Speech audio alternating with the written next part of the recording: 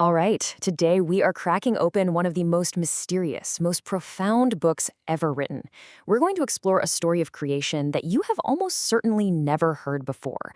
A story that involves cosmic questions, a job interview for the entire alphabet, and maybe most importantly, our own hidden power to build new worlds. We all know this line, right? It's the grand opening of the Bible, the bedrock of so much of Western thought. It feels so simple, so direct, so final. But what if this isn't actually the start of the story? What if it's the end of a secret hidden process? What if these famous words are just the very, very tip of a giant cosmic iceberg? Because that's exactly what the Zohar, the foundational text of Jewish mysticism, asks us to imagine. It takes that famous first verse and just hits rewind on the cosmic tape, taking us back to a time before time, to a drama that unfolded before a single atom even existed. Let's dive in. So, first off, what even is the Zohar? Well, think of it less like a book and more like a decoder ring for the entire universe. It's written in this deeply mystical Aramaic, and it argues that the simple stories we read in the Torah are just, well, they're just the clothing for a much deeper, more energetic and secret reality about the nature of God, creation, and our place in the whole shebang. The Zohar kicks off its exploration not with some grand statement, but with a question. It suggests that before anything could ever be made, reality itself had to be split into two fundamental forces, two cosmic engines that power absolutely everything. So it all starts when the Zohar looks at this verse from the prophet Isaiah, which says, "Lift up your eyes on high and see who created these." Now, the Zohar zooms in on that one tiny little word, who. It says, who, which in Hebrew is me, isn't just asking a question. It is the name of the ultimate, unknowable, hidden source of all potential. And that cosmic question, me, naturally gives rise to the cosmic answer, ma, which means what? And right there, in that simple dynamic, you have a map of the entire cosmos. Me is the hidden engine, the silent potential, the source that's beyond any description we could ever come up with. And ma is everything that flows from it, the what, our entire universe, everything we can see and touch and measure. One is the ultimate question, the other is the unfolding answer. And here is the beautiful paradox at the heart of it all. The Zohar teaches that even after you explore the entire universe, every single level of Ma, you end up right back where you started. That ultimate source, me, remains a profound, untouchable mystery. And that means the mystery isn't some problem we're supposed to solve. The mystery is the point. It's the engine that drives everything. Okay, so with the cosmic stage now set between the hidden who and the revealed what, God needed the tools to actually build the universe. And for the Zohar, those tools were the 22 letters of the Hebrew alphabet. But here's the thing, they didn't just get the job. Oh no, they had to apply for it. I want you to just picture this for a second. For 2,000 years, the divine was just enjoying the raw creative potential of these letters. Then, when it was finally time to create, they all lined up to make their case. But here's the twist.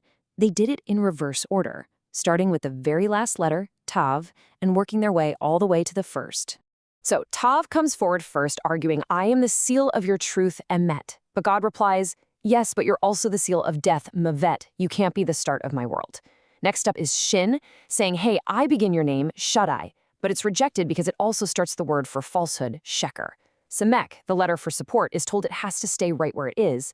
Otherwise, those who have fallen will have nothing to lean on. And finally, the letter Bet steps forward. It says, "Let the world be created with me, because through me they will offer you bracha, a blessing." And right there, God agrees. This whole story brilliantly shows the Zohar's core idea, that reality is built not on truth or power alone, but on a foundation of pure blessing.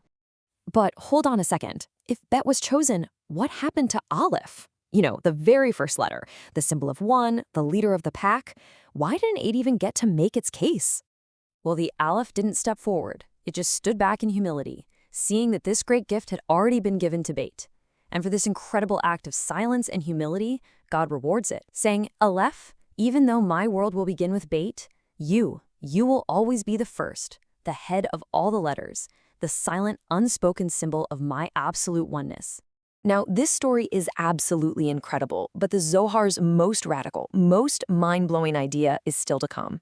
It argues that this whole act of creation, it wasn't a one-time event. It's actually happening right now. And guess what? We are the ones doing it.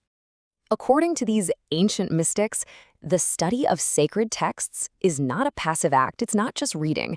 It is an active, creative force.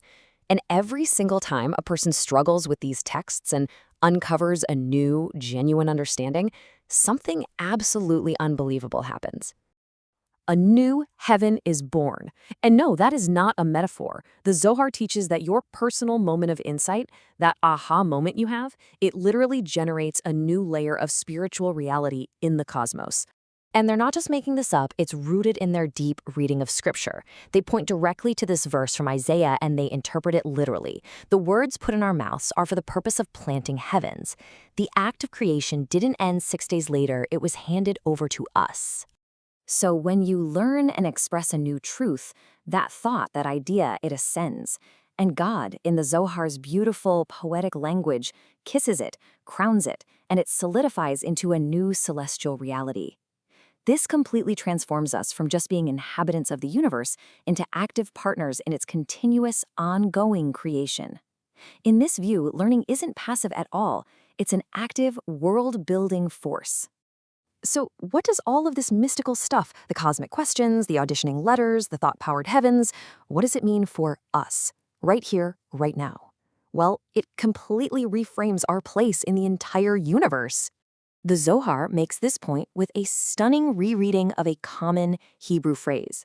The Bible often calls the people of Israel Ami, which means my people.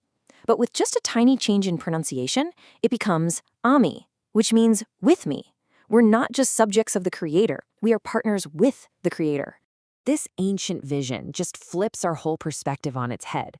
Creation isn't some finished story in a book. It's a constant unfolding process that your own learning actually contributes to. Words aren't just sounds we make. They are the raw material for building new realities. And you're not just a spectator here. You are a co-creator with a genuine cosmic role to play in planting heavens. And so, the Zohar leaves us with this incredibly powerful challenge. It places the tools of creation directly into our hands, into our minds, and into our mouths.